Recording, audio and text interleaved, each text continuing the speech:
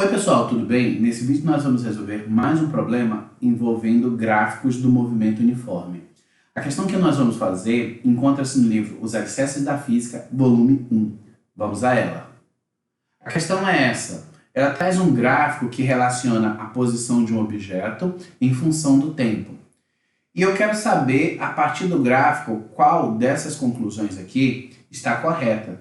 Então, eu vou pegar e vou analisar cada uma delas. E para isso é importante que a gente saiba extrair do gráfico várias informações. É importante que quando você olhe para o gráfico, você imagine exatamente o que está acontecendo. E é possível fazer isso. Pensem só comigo. Eu tenho um gráfico da posição em função do tempo. Primeira coisa que você vai fazer quando olhar para um problema envolvendo gráfico é saber, esse gráfico é de quê? É da velocidade em função do tempo? É da posição em função do tempo? Então, no caso aqui é da posição, é do meu S, só que no livro ele usa o X, tá? Mas é a minha posição. Eu já sei isso, então eu vou pegar e vou imaginar que a posição do objeto ela foi modificando ao longo do tempo, como vocês podem ver aqui no gráfico. No tempo igual a zero, ó, ele estava aqui na posição menos 10.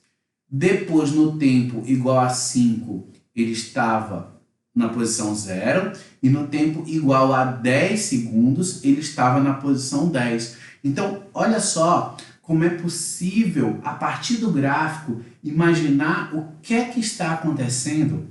É importante que vocês treinem isso. Eu, quando estava aprendendo, o que é que eu fazia? Quando eu olhava o gráfico, estava tentando imaginar o que estava acontecendo ali no gráfico, eu simplesmente desenhava. Então, é o que eu recomendo que vocês façam no caderno de vocês. Olhou para o gráfico? Tenta desenhar onde é que está o objeto. Depois, no outro tempo, vê ali onde que está o objeto. Vão fazendo isso que vocês vão cada vez mais enxergando aí a física.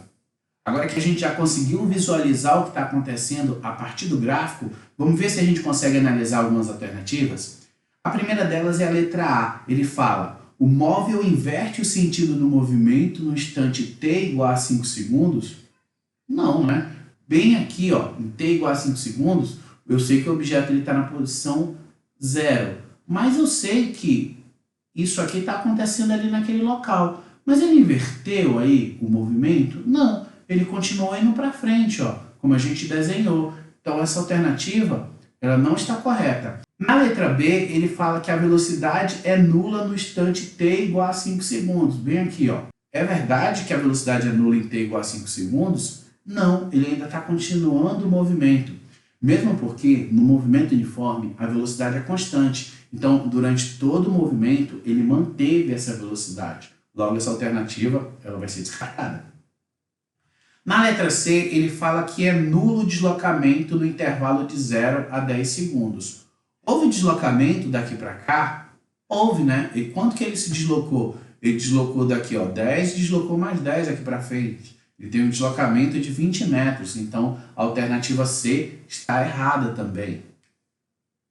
Agora eu vou analisar a letra D e E. Eu posso fazer isso aqui no caso junto, tudo bem? Ele fala na letra D que a velocidade é constante e vale 2 metros por segundo. A gente sabe que a velocidade é constante. A gente ainda não pode afirmar que é 2 metros por segundo, mas a gente sabe que ela é constante.